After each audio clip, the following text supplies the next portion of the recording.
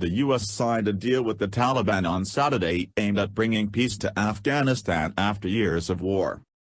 But a U.S. forces spokesman said it launched an airstrike on Wednesday in response to Taliban fighters attacking Afghan forces in Helmand province.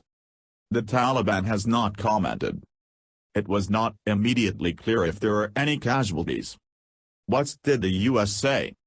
Wednesday's strike was the first by the U.S. against the Taliban in 11 days, when a reduction in violence agreement began between the two sides in the lead-up to Saturday's pact. In a statement on Twitter, Colonel Sonny Leggett, a spokesman for the U.S. forces in Afghanistan, said it was a defensive strike to disrupt an attack on an Afghan National Security Forces checkpoint. The spokesman added that the U.S. was still committed to peace but had a responsibility to defend its Afghan partners.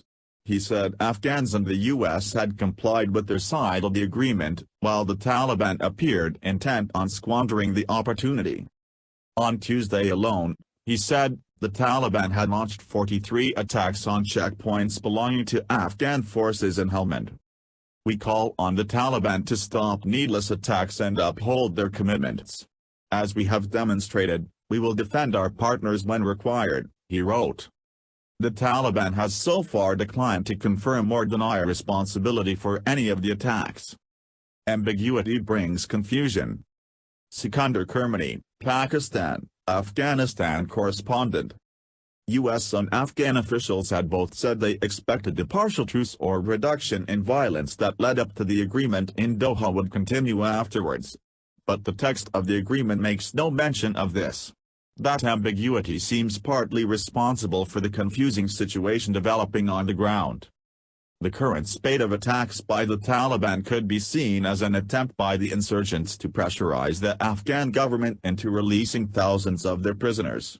They're demanding that before beginning intra-Afghan talks with the government and other Afghan political leaders. But so far President Ashraf Ghani has refused to agree to this. However, it's also possible that the Taliban plan to continue fighting throughout the intra-Afghan talks in order to improve their negotiating position, and to keep their fighters mobilized. What's their background? On Saturday the U.S. and the Taliban signed an agreement for bringing peace to Afghanistan after more than 18 years of conflict. The U.S. and its NATO allies agreed to withdraw all troops within 14 months if the militants upheld the deal. But violence surged in Afghanistan just days after the agreement was signed, with the Taliban ending a partial truce and resuming fighting with Afghan government troops. Central to the obstacles facing the deal is the disagreement over prisoner swaps. Under the accord, some 5,000 Taliban prisoners and 1,000 Afghan security force prisoners are meant to be exchanged by 10th of March, when talks between the Taliban and the Afghan government are due to start. But Afghanistan's President Ashraf Ghani said on Sunday that his government had agreed to no such release. And on Monday the militants said talks would not take place if their prisoners were not released first. Although the U.S. Taliban deal provides for the prisoner swap, a separate U.S.-Afghan declaration commits the government in Kabul only to participating in talks on the feasibility of such a release. Following reports of numerous Taliban attacks on Tuesday, Mr. Trump shared a phone call with a leader of the group, Mullah Abdul Ghani Baradar, about keeping peace efforts on track. The U.S. president said it was a very good talk, while the Taliban said Mr. Trump had pledged to ask his Secretary of State Mike Pompeo to talk with Mr. Ghani to make sure negotiations between the Afghan government and the Taliban went ahead as planned. The Taliban have previously refused to negotiate with the Afghan government, so Saturday's deal was just with the U.S.